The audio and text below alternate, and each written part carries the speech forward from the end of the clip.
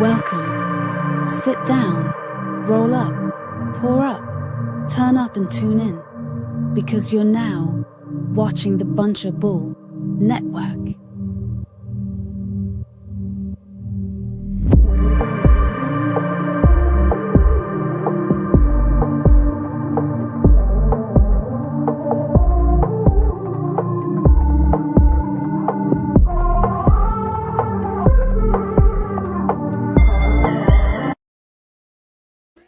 What up, what up, what up? Welcome to the world's dopest podcast, the Marley State of Mind podcast. Down here at the Bunch of Bull Studios like we do it every Saturday. And tonight, I got a special guest in the house with me. Got my man Tsunami Fly. What's good with y'all? Tsunami Fly, a.k.a. Dude with the Hawk has done it again. Yes, sir. A.k.a. Mr. 6 Million, we're in the building. Mr. 6 Million in the building. Yeah, man, you're off a hot run right now. And the thing I love about you is you're always busy. You're consistent. You know what I mean? You never leave any leeway for any type of thing to grow, bro. And we were just talking about how it's a marathon and how you have to keep at it. And I love the fact that you stay on course, bro. Got you, bro. Yeah. It's like when your life is built around music, I feel like that's the only course I got. So exactly. No, 100%. I like to kick off the podcast by saying how I was introduced to the artists or creative I have on, saying how we met, came across each other. And I went to school with a dude named Richie Miller. Remember Richie? I don't know. Used to work with Richie. And he was like, man, my man Troy makes beats. He's like, you got to link up with him. He's like, I know you're making music. He said, he did like construction. He's like, I know you're making music, and I want you to get together with him. We messaged each other. You sent me some stuff. Was it Butt? I know it was Butt. It was Butt. I know it was Butt. Oh my God. I wish I could erase everything from the first 4 years of me making music. It's crazy. But no, man, that's a part of the process though, right? That's a You still ain't even answered the question, bro. I didn't answer the question, you're right. But and that was our first introduction, and then we later on went to do some shows together. We were talking about the Z Lounge days, Rex days, and I want to say the first show that we met at was the Z Lounge, and I was impressed by your energy. You know what I mean? You always had great energy in your sets, and I think that's one of the things that you always stay consistent with is just that energy that you bring. And it's one of the things that make you so appealing to people, for people to see in performances, and we really connected and known each other ever since, man. Yeah, bro, you've always been a good man, man. You're a good dude, for real, for real. No, I appreciate that, bro. Now, I know we got a lot to talk about. Like I said, you stay busy, stay consistent, but let's start at the beginning, where it all came from. Like you said, that at that time, you said that you felt like the music wasn't where you wanted. You could erase the first 4 years. No, today, I feel like the music isn't where it should have been. Right. Back then, I thought I was hot shit. I'm not going to lie. I thought I was hard. Yeah. I could always rap. Yeah. It's just a lot of the ways it was put together didn't always sound cohesive. Like, it's like, yeah, he's going to rap 1,000,000 miles an hour and he can do that. But, the beat might be like, right. No, and that was the early stages. What made you decide to get into production? Because you're a DIY MC to the fullest, right? You do everything yourself in-house, like from everything, right? From the videos to whatever you want to get done, you do it yourself. Where did that come from for you, bro? Was that out of necessity? Or from being cheap. Okay. I didn't want to pay anybody to do anything. I felt like I could learn myself. So, especially when it comes down to really researching how much stuff costs to get done, I was like, I'm not paying nobody to record me. Right. I'm not paying for beats if I don't need to. But now I like paying for beats. It's funny because me and Animal had a conversation about that like years ago. Yeah. He was like, I like rapping on everybody else's beats. I said, why? You make decent beats. And now I starting to see why. It's like, I don't want to rap on my own beats no more. I'd rather get beats off of other people. Why you feel that way? What brought you to that conclusion? I think it opens up your mind to a different sound. Okay. Because I can normally when I make beats, it's a Tsunami Fly beat. Mm-hmm. Whether it's an R&B beat, a rap beat, or it's still going to be a Tsunami Fly beat. So then I'll listen to somebody else's beat, and it'll put me in a different mind state. So right. Put you in a different zone. Yeah, it just puts me in a different zone. I like that. No, for sure, man. And that was one of the things that I noticed about you, and I think that's what helps you stay consistent. And correct me if I'm wrong, is the fact that you can do everything yourself. Yeah. You don't have to wait for somebody else to mix it down. You don't have to wait for somebody else to edit the video. You have all of that stuff available yourself, and you do it yourself on your own time and pace. Yeah. And with that, you stay consistent. Is that a big part of it? It kind of is, and it's kind of like I make music for fun. So it's like one of them things where it's just like, I'm sitting in the studio for no reason playing Xbox. Let me throw on a beat. Oh, that's another song. So it's like, Yeah, it's one of them things. It's just the songs they come like without an issue. They just come. right. Yeah, no, for sure, man. And I think it's important that people see someone like yourself who's doing it yourself, who's able to stay consistent, and they can look and be like, okay, that's what I need to do. Yeah. I need to get the equipment myself and Yeah. stop relying on other And I people. think in 2025, and I know a lot of people is going to hate me for this. Yeah. But I feel like every artist needs to learn how to record themselves. It'll save you so much money, especially when it comes down to somebody telling you that you need to have your shit professionally mixed and mastered. It's just not like that no more. Right. Like there's people recording albums on GarageBand and it's 100%. going. You know what I'm saying? So it's like, no, learn how to record yourself. You're going to save yourself a ton of money. There's nothing wrong with distributing yourself. There's not really that many perks in choosing distribution. It's all mainly going to the same place. Maybe you might get a different piece, but as long as it's accessible to your fans, it's not going to be that big of a dollar amount difference. No, 100%, bro. You said a lot right there. You said a lot of good stuff, and the recording yourself is something that I hear from a lot of my engineers. Mm-hmm. You know, some of my favorite engineers are like, bro, just don't even come here no more. Shit. Just record yourself and send it to me, and I'll mix it for you. Real shit. If anything, it was like it really doesn't matter. It doesn't matter what type of mic or whatever you got. Real shit. Like just record yourself. Now I got my homie Tonic here with me today. She don't even know. I'm about to hand her the mouse here. Click this, click that, the presets right there, and your song's done. Right. Yeah, man. No, I like that. And I think the more that people get into that, the more they'll find that they have a budget to promote their music, right? Yeah, and it helps out with all the other areas. It helps You're out absolutely with all the right. other areas, right? Because you're saving that money that you would put into the beats, Yep. into the studio, and you can, okay, now I got extra $100 I could put in a promo. And that's where you really need the money at, because you can have the hottest product in the world, but if the people aren't hearing it, what difference does it make? Shoot your own videos. Shoot your own videos. Your videos don't have to be super crazy. You don't have to spend thousands of dollars on your videos, so don't think you gotta do that. Because a lot of people don't care to watch videos, but the thing that a video can help out with is once you start booming off your personality and what you give to the people for them to get attached to, your video could look like anything. They're gonna love it regardless, as long as the song is good. That it's not gonna matter. Yeah, the visuals just help them to get a picture of Exactly. who you are. Exactly. That's all they really need.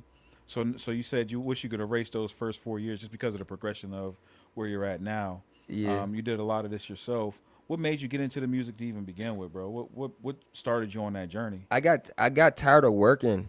And I seen Say Yeah, Wiz Khalifa. That's when he first dropped that video. Yeah. And it was like, damn, he's from Pittsburgh. If he can do it, I can do it. Yeah. I never tried rapping a day in my life, like never. I literally was on a pallet jack the day before, and I said, I'm going to try to rap. Yeah. That's how the conversation with myself went. I'm going to just try it. So what was the first thing that you did after that conversation? Like, how did you even get started? Because this is before, like, the internet where you can, not before. Not before, but before you can just hop on Instagram and say, oh, I need a producer. Yeah, this is MySpace days. Yeah. And it got down to my baby's mom. Well, my daughter's mother. I'm sorry, women. My daughter's mother was at Walmart, and I called her, and I told her to get me a headset. I already had the laptop. I just told her to get me a headset, and I downloaded a program called Music Maker. Shout out to Music Maker. I downloaded a program called Music Maker, and I just started rapping over beats. Damn. So it was like I downloaded the T.I. joint, Hero. I rapped over Hero. I rapped over, you know what I'm saying, a couple other joints. And it was just like, after I did like 7 mixtape joints, I'd start messing with the beats a little bit. So, you know, Music Maker got the, like, you can slide the little stems up and make your own beats out of what they got in their program. And just then using the stock stuff from using all stock shit. I was making beats with that. And then that's pretty much where it all started. Like that headset, I had a headset mic. You had to flip the mic down on the joint and plug it into the side. Like the conference call dips. You know, you got the mic and the headphone jack next to each other on an old laptop. So that's pretty much how I started. Damn, that's crazy. So you went straight like, fuck it, I ain't even gonna look for nothing else. I'm gonna do it all myself. I do it all myself. And then I hooked up with Cooksey. Shout out to Cooksey. She one of the hardest female producers I ran into. I bought my first 2 beats off of her, and Railsy. Railsy was my first outside the camp beat, but he gave me that beat. And then Cooksey, I bought my 2 beats off of her, and I had downloaded FL Studio, and I looked at it, and I said nope, and I deleted it. So I kid you not. So I went over her house because I was waiting for her to finish the beats. So I was watching her play, and I said, it's not as hard as I thought it was. So I went home and re-downloaded it, and then that's when I got in the FL Studio and started making beats and shit. So you just needed to see it that one time. I needed to see it. I needed a visual. Visual. I needed a visual of it because it wasn't working. It just wasn't working. No, hell yeah, man. No, and that's interesting, bro. Like it. I know that about you just from the outside looking in, that you're not going to let nothing stand in your way of Absolutely getting to not. where you want to be at. Absolutely not. I feel like confidently I can say that if I want to do it, I'm going to do it. Yeah. I might not. Are you like that in every aspect of your life? Every aspect. Yeah. Every aspect. If I want to build a house, if I really put my mind to it, I will build a house. Yeah. I already build cars, so I'm already past that. But it's like I'm just one of them types that like I set my mind to it and I'll do it just cause like. Yeah, like you said, I know you mess with the cars. Like you're hands on dude. Yeah, hands on dude. And I keep like I'm not great with money, but I'm great at what I spend my money on. So it's like, yeah, I might buy a turbo for my car, which is like, yeah, maybe I shouldn't have bought the turbo. Right.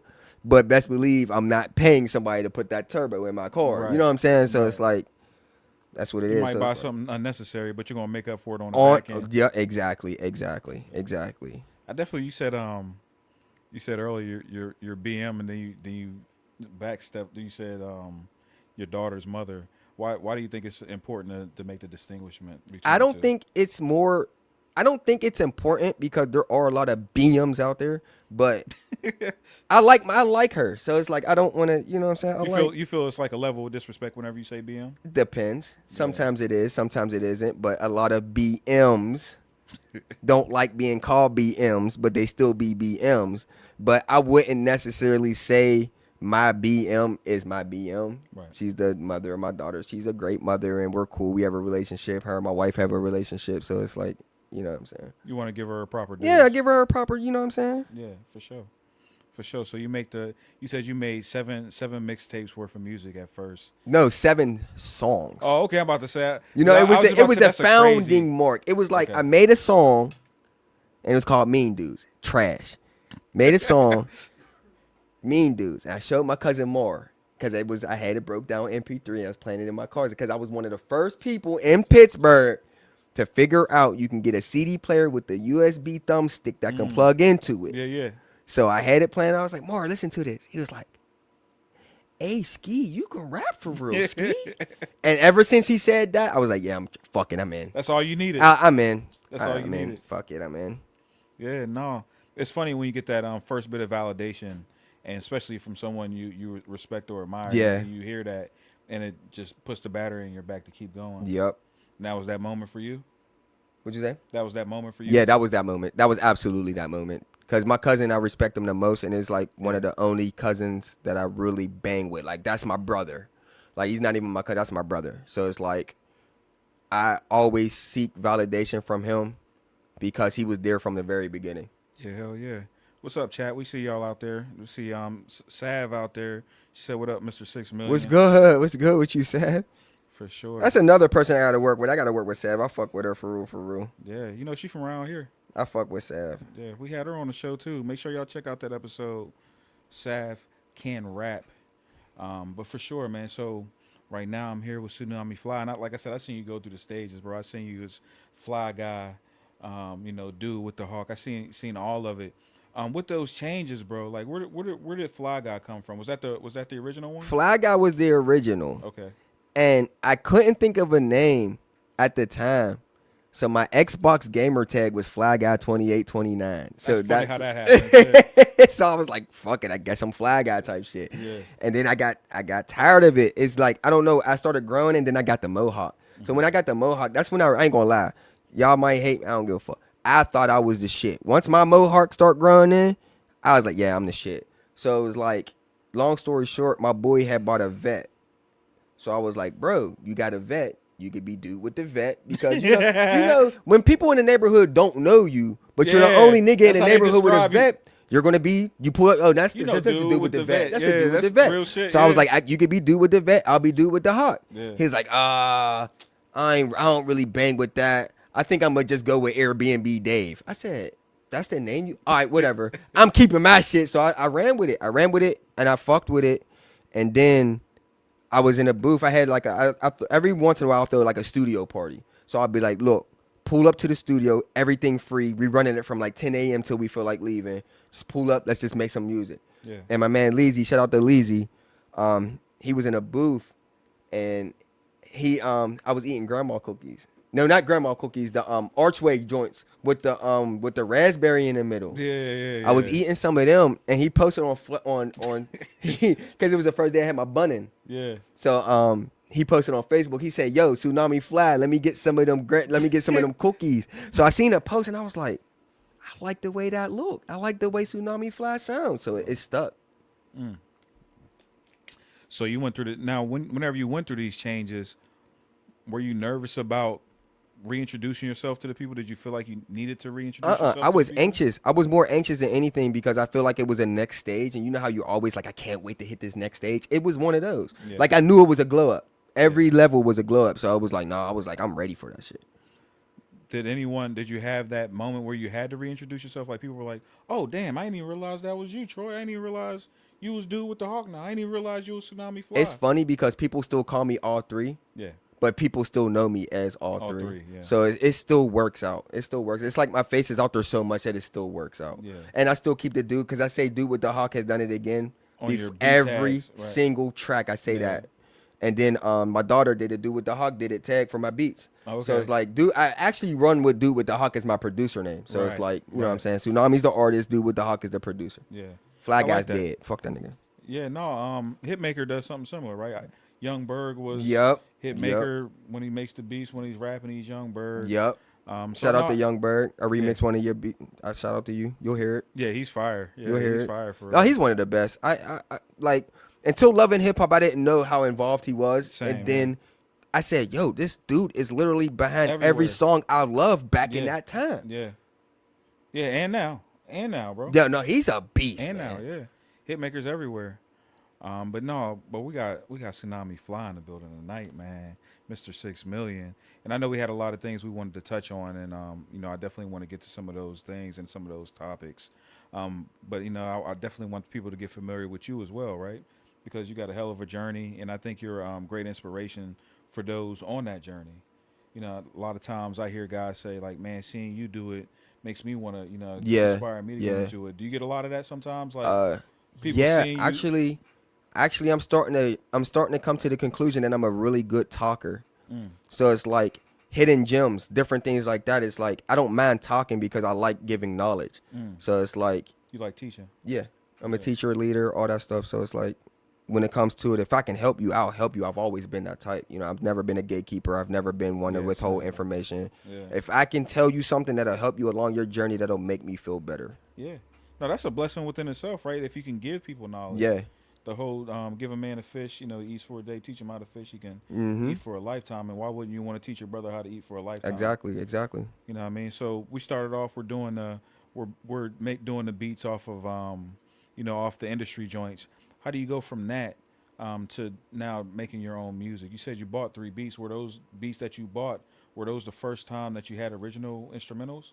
No, I was making weak ass beats on Music Maker, and then I ran into Railsy. And Railsy just sent me some shit like, here, bro. So I was like, cool. So I rapped on one of his beats. It was hard. And then the beats I got off Cooksy was hard too. I made a song called This Journey, and it went dumb. For some reason, it went dumb, and it was like one of them straight through joints. But it no hook or nothing. It went dumb. And it was just like, okay, now I'm starting to figure out the rapping on nice sounding beats type shit and getting like this. Now, don't get me wrong. Chrissy was good no matter what. For some reason, Chrissy had it. The whole time Chrissy had it. She'll tell you, oh, I didn't like, yeah, you might not have sounded the greatest because you was just starting off. So you was still trying to find your voice. You're still trying to find your sound. Was hard. Right. My cousin Pretty Moore, he was hard. Yeah. And he had that rolled up in the car with the bitch on the side. He had that voice like he was always in cruise mode. Right. Like he was one of them effortless. Yeah, he was one of them slick. Like he was nice with it. Like me, I felt like I went through the most because Chrissy always had a musical background. She was always a singer. She grew up singing. She always had a musical background. My cousin Mar, they used to sit on a porch freestyle doing different things like that. He was around a lot of the Taylor Gang niggas when they was growing up. So he was around the Sledgerins and all of them. So it's like one of them things where it's like I literally started cold turkey. Yeah. No history. Yeah, I had a voice. I used to sing to girls when I was growing up, but that's the extent of it. I never thought about writing my own music. You never took it seriously at that point? Never. I never ever thought about being it. I never ever thought about it. Until I seen Say Yeah, I promise you I never thought about making music. Yeah. Yeah, so how do you go from that to like touring with Taylor Gang, right? I mean, it was kind of luck, but my music put me where I needed to be because it was Freeze. It was Don Lito. Yeah, and he was already producing me. So me and him was already working. So it was one of them things where, you know, he'll disappear and then pop out every once in a while. So I caught him one of them times he popped back out. I'm like, yo, bro, pull up so I can listen to some of your beats so we can get back working. God, no, I'm working on my house. You come over here. He was like, Churi's is over here. So I was like, all right, fuck it. I'll go over. I ain't seen Mike Churi's in the longest. And we went to high school together. Like, that was my best friend in high school. Yeah. So I was like, I'm on my way right now. So we was over there and we was sitting and he been following my career. He's like a silent follower. Like, he's one of them I'ma sit and watch how he do, watch what he do type shit. Right. So when I pulled up, it was one of them conversations where Freeze had left and he was like, I'm about to just manage you. Fuck it. I know you're hard. I've been watching with you. I'm about to just manage you. I was like, fuck it, do it then. You know what I'm saying? It was like a little bit on some jokesy, but I can tell he's a little bit serious about it. Yeah. So we was like, fuck it, let's see what happens. So he was directly connected to Will. Like Will and him, they was like brothers for real. So Will Wiz's manager. Yeah, Wiz's manager. Yeah. So we was kind of locked in with doing shit. It was to the point that it was like, yo, bro, if I get these backstage passes, are you rolling? I'm Mr. Beat the Road. I'll drive. I don't care. You know what I'm saying? So we left, went on tour. We went through 3 dates. It was 4 days, 3 dates with them, chilling. They was smoking. I don't smoke. Wiz was like, you don't smoke? I was like, no. I thought he was going. I honestly, God, I have a lot of respect for Wiz because I thought he was going to try and make me smoke, but he didn't. He said, yo, I fuck with you because you don't smoke, and it was all cool. So then after that, we had, went to the studio. When he came to Pittsburgh, my boy Mike, come to the studio right now. I'm like, cool, bam, I'm on my way, brung some beats out there. He listened to a couple beats and shit. So it was like one of them things that because my music was as good as it was, it kind of opened up the door for somebody to be like, look, I want to try to put you in these rooms because I know you're worth it. So always work hard on your music. It takes a lot of things to put you on. Yep. But sometimes having great music will get you in a certain situation that it can grow from. And that's what started happening for me. As I've been getting in a lot of doors and a lot of things and a lot of shit. And who knows? By being consistent. Who knows? Who knows what could have happened? Yeah. No, that's important, man. You unpacked a lot there in that short amount of time. And it's some of the themes that I have on this show. Yep. Often is like people always say, what does it take to make it? And I always say it's a combination of things. Luck being one of those things, right? So I think luck is a huge part. Yeah. I know a lot of people is not gonna. A lot of people don't like that. A lot of people might not because I feel like 2025 is different. I wish this was back when Wiz and them got on. They didn't have to do that much on social media, and it was like they did a couple shows and they got the fans and all that shit, and it was cool.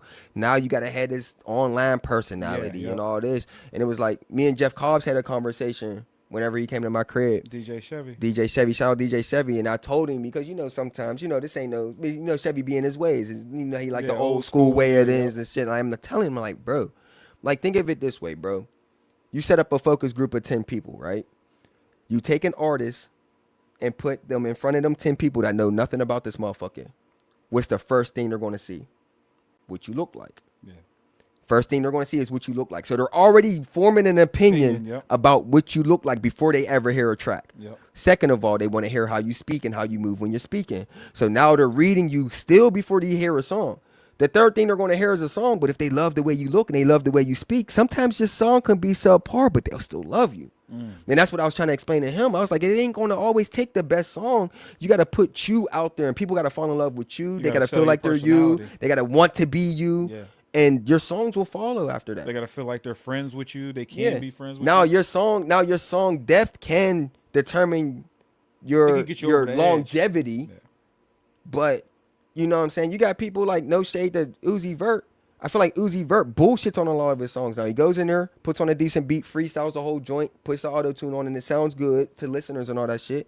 But motherfuckers fuck with Uzi for Uzi, so it doesn't matter. Right. And he's selling out shows. He's selling out boom. You won't ever really hear his songs in the club, but he's still making more money than a lot of these people that are getting played in the club. For sure, yeah. Tech Nine makes a lot of money than the people that are getting played in nightclubs. I got so much respect for Tech Nine. So it's like, you know what I'm saying? It takes way more than, don't just think a hot song gonna get you there. You gotta have a look. You gotta, all that shit gotta go cohesive. And the first thing that people see is what you look like. There's been a lot of times I'll be in public and somebody will never hear my music and they'll come up to me and be like, yo, you look like you make fire music. Yeah.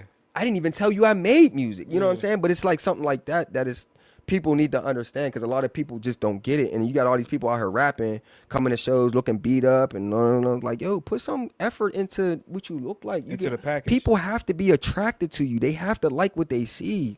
You know what I'm saying? Like, no, man, you saying a lot, bro. I love it.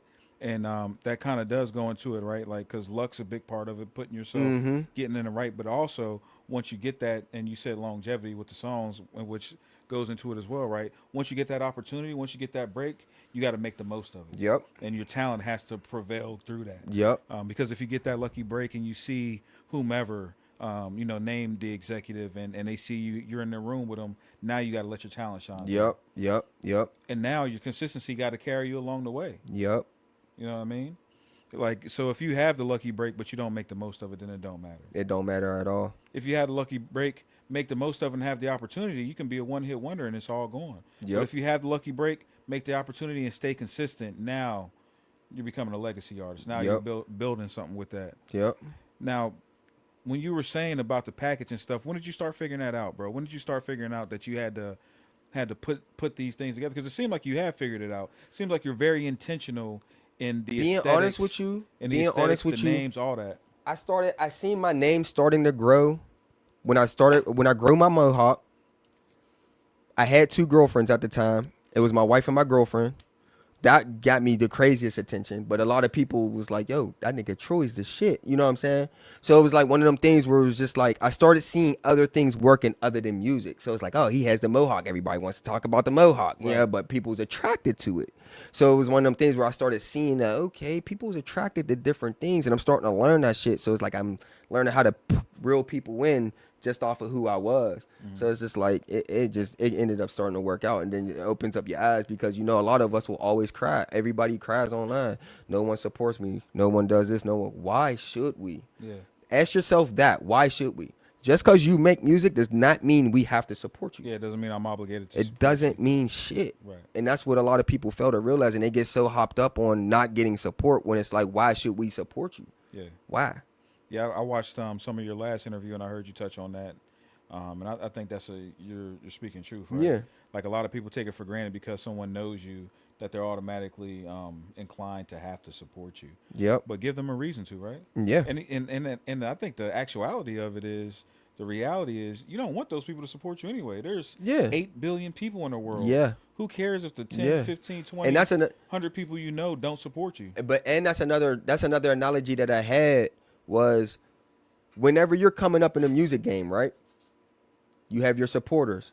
Supporters are different than fans. Right. Yep. What I tell people is, you're so worried about your support, you need to worry about making your backstage first before your fans. Yep. So it's like your supporters, 9 times out of 10, when you get on, that's going to be your backstage niggas. Right. The motherfuckers that you get your pass, you're helping with this, you're my manager, you're my PR specialist. You're building your team / your backstage. So it's like your supporters are supposed to be the closest motherfuckers to you, and they're going to stay that.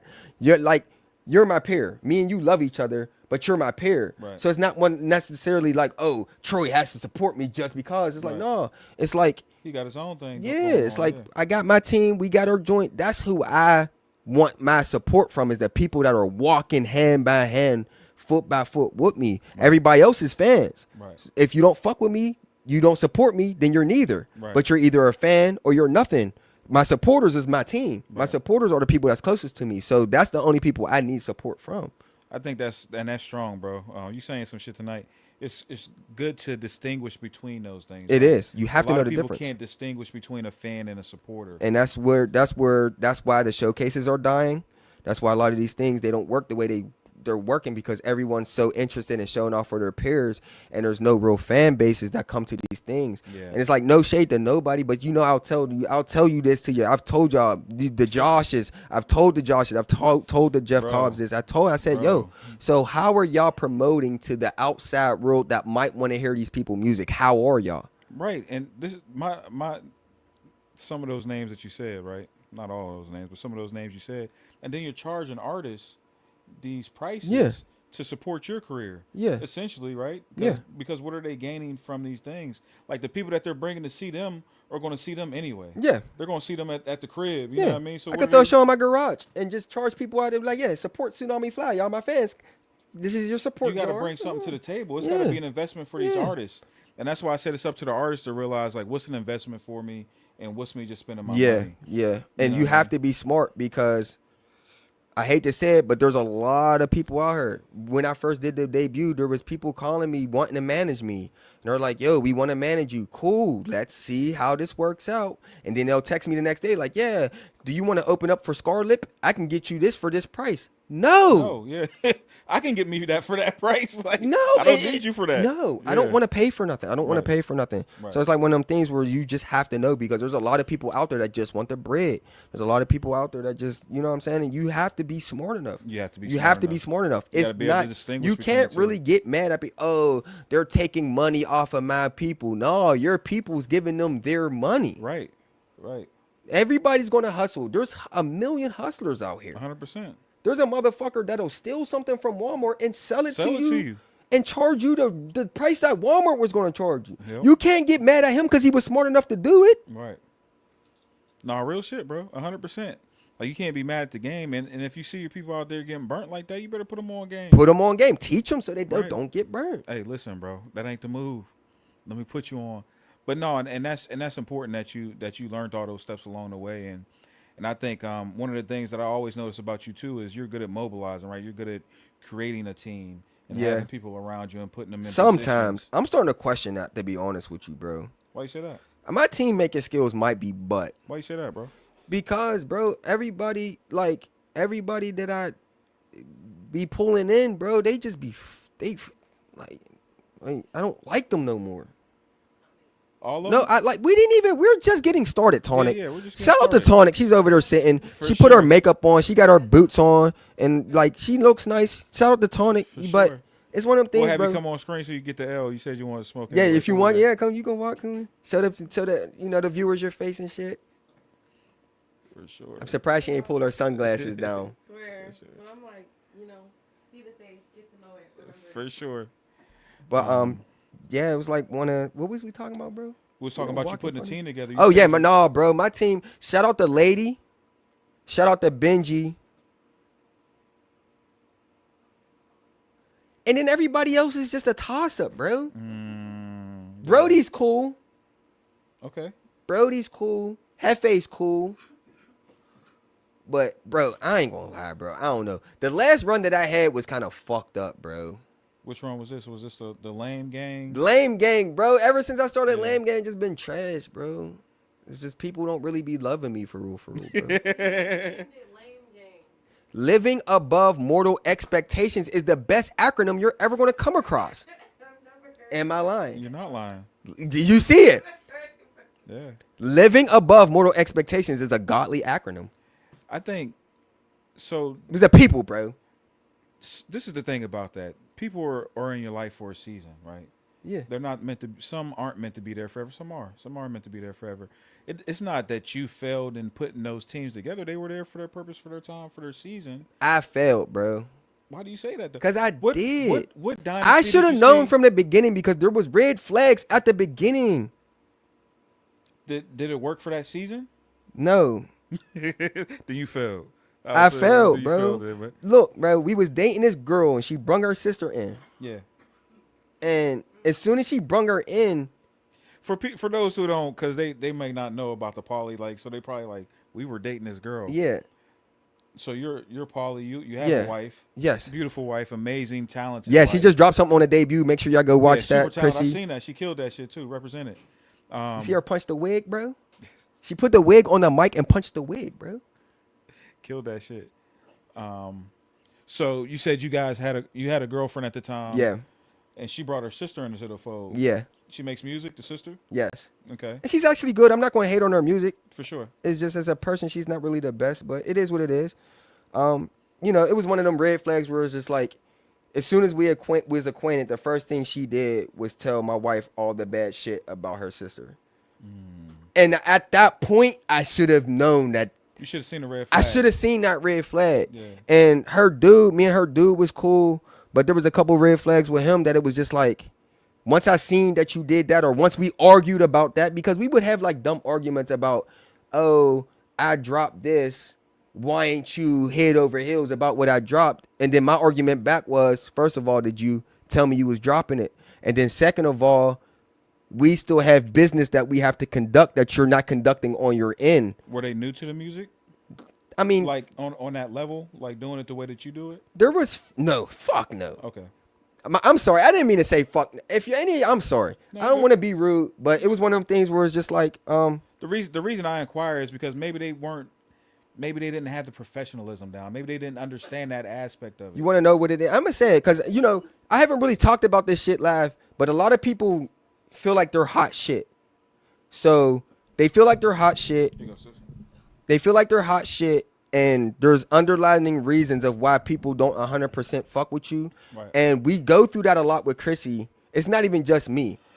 A lot of motherfuckers will look at me and they'll be like, oh, he's old, he's washed, he been rapping for so long and all of this. And then as soon as I do something big, all of a sudden they're in your face like I knew you was going to do it. When all along I've had a plan. Ones. I've had a plan all along. Yeah. This shit, it's not easy to break into the door of being a fucking multi-million-dollar recording artist. It's not easy. Yeah. It's not supposed to be easy. How easy is it supposed to be a millionaire? Right. It's not supposed to be. And you don't want the fast thing because it burns quick. Exactly. So I built myself up to be what I am now, and now I'm getting paid to be outside and doing different things like that. And it took the time. I feel like anything that would have came earlier or this would have been too early. So everything worked out the way it was supposed to work out. Just like I got all this good shit coming to me after they dropped off.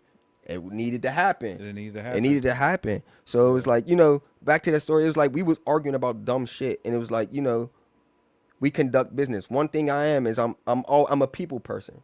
Back in the day, you figure me and my wife were opening our homes to everyone that comes through. Our home is open. Come eat dinner. She'll cook dinner for you. Blah blah blah. All this. Welcoming people. So it was getting to the point that it got to the point that me and Chrissy had to start thinking about ourselves, right?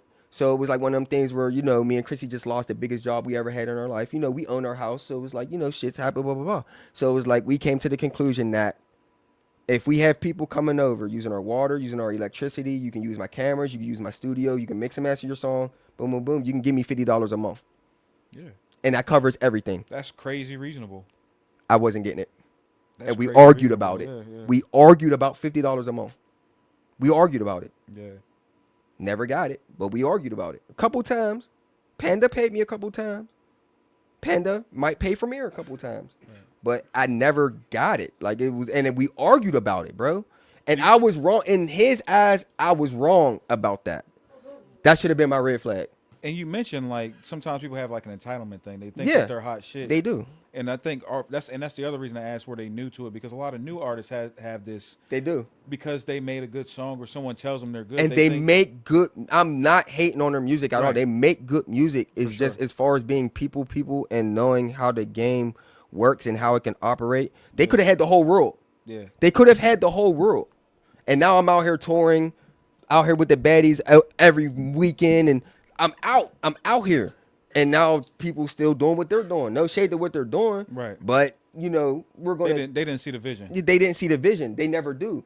Chrissy kills them every time. Yeah. And it's always, why does Chrissy get booked? Why is Chrissy doing this show? Why? Chrissy's been doing this for the longest. She's built her name to what it is. She deserves this shit. Right. She paid her dues. Yeah. Chrissy's hard as fuck. Yeah. Yeah, so that that was a little bit. We ain't got to go too deep into that story, but it's just sure. But we were talking about Lame Gang, and we were talking about your team building skills, and you've had different teams, and you put people in places, and I think the fact that you are a DIY artist, you already have a lot of infrastructure already in place for people to come in and sit in these spots. I do, and one thing I don't think I get enough credit for is I'm learning every day as well. Mm-hmm. So sometimes a new artist will come in and automatically think I'm supposed to have all the answers when I'm still kind of trying to figure it out myself. So it's like whenever somebody come in, they'll automatically want me to manage them. Right. Oh, you're my manager. Hey, look, I'm trying to figure out shit for myself. I'm still working on me. What you can do is you can learn off of what I present, and we can take this walk together, and we can all build together. To whereas I might need help at something. I don't want to only be able to depend on myself whenever I need help. Right. So it's like I might need help with this. I might need help with this. You might be able to help a girl with an outfit, or you might be able to help. You know what I'm saying? Or so it's like I want to build a team. Get in where you fit in. I want to build a team, and I'm not gonna lie. Like aside from the personal shit that went on, my team was dogs. Every team I put together was dogs, bro.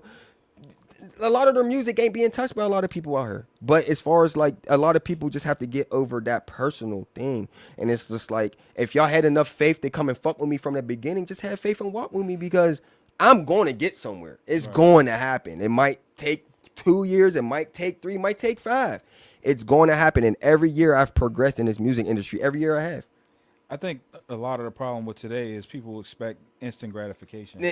Absolutely. You hit it right. You couldn't have said the better terminology for it. Everybody expects instant gratification. I call it the microwave generation. Bro, it's crazy, bro. It's crazy. It's crazy. And like I alluded to earlier, it's a marathon. You know what I mean? Mm-hmm. It's not a sprint. You can't get there all in one lap. Like I can't emphasize it enough. It's a marathon. It is. Especially in this thing of music. And even I know a lot of guys like yourself know a lot of people who have accolades and accomplishments, real accomplishments, and them themselves don't feel like they've made it. Yeah. They still feel like they have more road to go. And you always grow, you always have more to accomplish, and it's, you know what I'm saying? It just takes patience, man. It takes patience and like on God, if you can build the right team and really make a push as a 5, 6, 10 man team, you will be unstoppable. And that's what a lot of people don't see. So it'll be like, okay, it's time for Tsunami Fly to drop something.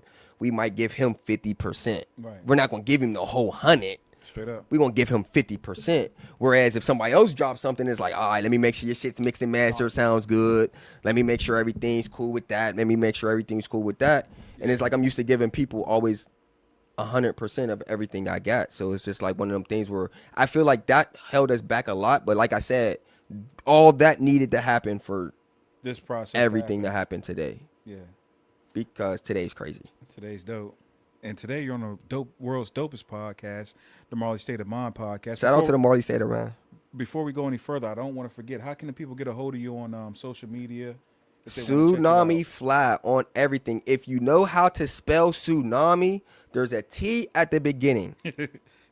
My shout out to my homegirl Kayla. She be calling me Tsunami. It's the funniest shit ever. I love her to death. I love Kayla, yo. I love she be like, Tsunami Fly was good. I don't even correct her. I be like, yo, yeah, go ahead, run with that. Yeah. Might use that someday for something. Oh, hell yeah. She gonna watch this like, damn, I've been saying it wrong the whole time. The fuck? No, for sure, man. So we do the tour. What shit did you learn from that experience? What did you take away from that experience of tour? Seeing it up close and personal with some of the best that's doing it right now. You want to know the God truth? Yeah, for sure. I learned that they packed the whole stage in 2 semi trucks and they drive it from city to city, bro. I did not know that. The stage is naked and they build it every fucking day. That's cool as fuck to me. Yeah. And I learned that because you're a hands-on guy, I can see how you would appreciate that. I learned that once you get to the level of touring on the level of Wiz, y'all can try to hate on him, all you the viewers that don't really know the background, y'all can try to hate on him all you want to. The nigga's selling out 30 to 40 to 50,000 seats in every pavilion he goes to in each of these cities. Right. That's fucking major. That's fucking major. And it's funny because it's like we was in Atlanta on one of the tour dates. And I'm in Atlanta at a food truck because we're hungry. You know, we're after the Wiz just did the after party, blah, blah, blah. So we're all chilling in the parking lot. I'm going to go to the food truck. So the niggas that was in the club, they was like, oh, that nigga Wiz is washed. Nah, I don't even know why he came to the club, blah, blah, blah. And I'm in my head like, you do know he just had 40,000 people in an Atlanta pavilion. Live Nation is paying for everything. 40,000. 40,000 people. Sold out. 40,000 people, bro. In each city. They're buying merch. They're taking pictures when they're doing everything. Yeah. People will love you. You get to that level, people really love you. That's what I learned. I had to see that for myself because it's like, yeah, Wiz is doing his thing, blah, blah, blah. But until I went on tour and really witnessed it firsthand, yeah. I'm like, yo, people really love this motherfucker. Yeah. People will buy your shit. Yeah. Everything. Yeah. Everything. And it was an eye opener. No, for sure. Tour is something to see and to experience because you don't realize all the things that go into it, the mic checks, how early you got to get to venues. People think it's all fun and shit, it's but really not. it's a lot strenuous. Of work to it. Yeah. It's strenuous. Because you're nonstop as soon as you get to the city. You can't check out a city because you don't have the time. Nope. As soon as you get there, you got stuff to do. As soon as you get there, you're in a tour bus. You're sleeping in a tour bus. You get out the tour bus. That's if you're lucky you're sleeping in a tour bus. I'm sleeping in a tour bus. Yeah, Fuck, Tonic, I'm sleeping in the tour bus. I'm going to have a curtain on my... I'm going to be with them. I don't want to be around my people. I don't want to be isolated. I'm not going to be like that, oh, this is Troy's quadrant, and then everybody else is, no, we all together. Yeah. I got a curtain, though, so when I... when it's that time, it's that time. We all on a tour bus. No shitting on a tour bus. No shitting on a tour bus. But no, hell yeah, man. So you go from that experience and you see how it's done, and it's funny because people say he's washed. It's like thing I always talk about, like what does it mean to make it and what is success. And someone like Wiz is an icon. Like he's icon. He's on fucking Oreo commercials. And bro. Another thing that people, and that's one of the things that I keep trying to tell people, you don't really hear Wiz's music in the club, but he goes on tour once a year, maybe twice a year. Yep. Doesn't have to make another song for the rest of his life if he doesn't want to. Yeah, Can't hate on the man. He's been doing it for a long time. Yeah. He changed the whole epidemic on smoking weed and music. He changed it. Yeah. Yeah. Really made stoner music, made a whole genre basically. He made it a genre. Yeah. Before it was people who just rapped about smoking weed. It became a fucking genre. Yeah. Can't ignore that. No, you can't ignore that at all. So you do that. Now I didn't know you were involved in Rage in a Cage like that, bro. I'm not no more, bro. I'm not no more. I don't even know why he brung it up. I'm not involved with Cage Rage no more. Cage Rage, yes. Yeah, yes. I was the man. I was Mr. Cage Rage.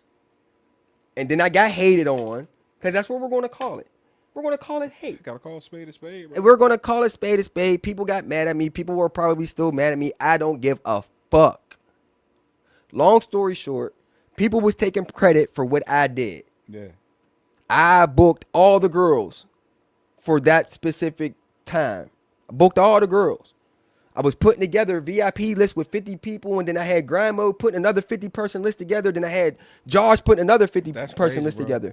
So, quote unquote, whether people are spending a lot of money on alcohol or not, I'm packing a place. You know what I'm saying? So people was taking credit. They was taking credit. I don't know who did it, blah, blah, blah. We have speculation, but we're not going to say that on air. But, you know, people was taking credit, and I didn't feel like I was getting the credit I deserved for what was happening. Where did it come from? Like, where did the whole idea of it even come from? What, Cage Rage? Yeah. There was a dude named Cornelius. He started it in another city, and he got clearance to do it in Pittsburgh. Okay. So he would come from L.A. to Pittsburgh once a month and have Cage Rage. The way I got incorporated was I wanted to perform. I went down there to see Pole Goddess fight. Only reason why I was down there. Oh, Pole Goddess is fighting? I'm going down there. So I went down there, and it intrigued me. So once I get intrigued, I'm going to start working through the cracks. I grew up with, shout out to 412 Fire. Yeah. I grew up with 412 Fire. I hit up Fire, and I said, I want to perform. Yeah. She said, okay, I should be able to make that happen. I said, cool. So I waited. She sent the text out. She didn't get it back. So I said, fuck it. I don't feel like waiting. So I went to the club. I talked to my man Jacob. Shout out to Jacob, one of the only people I like at the club still. I went to talk to Jacob. I went and talked to my man Jacob, and he said, you have to talk to this man named Cornelius. He's the one that runs it. I called him. He said, oh, yeah, we're thinking about performances. That would be great, blah, blah, blah, blah, blah, blah. So long story short, I'm waiting to perform, and I don't know if someone in the background said something, but then their squad performed. So all of a sudden, it was like, okay, Fed the God performed, and then I brung up, I want to perform, and then other people's squads that are more involved with it is performing. So I was like, cool, I chilled. I ain't gonna lie, bro. I chilled. I was like, boom, boom. And then Montana, shout out to Montana. She was like, I want to fight. I said, oh, okay. I got this number on my phone. Let me text him and see what he say. So he was like, oh, yeah, she can fight. Send me over her height, weight, blah, blah, blah. And if you know anybody else that wants to fight, I'll pay you to book the fighters. I said, oh, he should have never told me that. So then I started getting her. I got Leonce involved. It became another hustle for you. It was a hustle, bro. It was a hustle, bro. It was the dumbest. It was a hustle. So boom. So me, I get creative. I'm making flyers for the girls, you know, got their height, weight on them and all that. So we ain't got to keep doing this every time. So once we get a girl involved, and I made them like almost like Yu-Gi-Oh cards. Like it had the number on the top and it had their attributes on it and all that shit. That's fire, yeah. And you know what I'm saying? So I really got into it. So I got tired of not performing. I took off on my birthday the year before. Even after all that, they still didn't. I took off. I said, you know what? Fuck it. I'm not going. So Cornelius called me like, yeah, Troy, where you been at? I said, yeah, I took off. It's like I kind of want to perform. You're not letting me perform. So I don't want to put my all into I don't want to put my all into y'all if y'all ain't going to let me do something simple. You know what I'm saying? Yeah. So he was like, oh, man, it's a misunderstanding. I wish you would have just talked to me about it before you just didn't involve yourself with it no more, blah, blah, blah. By this time, you've already had conversations about this. A lot, yeah. I talk a lot. So he brought me back, paid me more to come back. He's like, okay, can you put together a 20 person? Because at this time, Miss Money decided to step away. So it was like, boom. So Miss Money step away. Now I'm going to hit up Troy so we can get more people in the building. So he had me putting it. I was like, yeah. He's like, can you put together? Basically, you're his promoter at that point. Yeah, I was always a promoter because I always brung people. Right. So it was like, boom, we're going to put together these big ass lists. And he was like, bro, could you do a 20-man list? I said, yeah, that's easy. He's like, oh, well, if you think you could do 20, just do 50. I'm like, all right, fuck it. So I really put together a list, man. I'm putting together, man. We had the whole VIP section filled. I had people all over the floor. It was so packed in there. So it was like, boom, we doing this, boom. So like we back to the people taking credit for what I'm doing shit. So I made a post explaining my story. It had nothing to do with really how Cage Rage started. It was about my story and how I got involved with Cage Rage. I explained that. And I said, I ain't with people taking my credit. I put a lot in and we be packing that shit, blah, blah, blah. Because there was a couple months that I wasn't heavy on promoting and that bitch was empty. So we're not going to ignore that. You know what I'm saying? It's obvious that the proof was in the pudding. Someone posted Miss Money on a post and said, yeah, Troy, you didn't start Cage Rage. She did. And now we're in a whole argument on Facebook about this shit. And somebody's stirring the pot. Now they're tagging Fad to God and they're tagging everybody on her. And Fad to God, it looked like he read it, but it's funny because they tagged him on there. He said what he said, and then he sent me a friend request.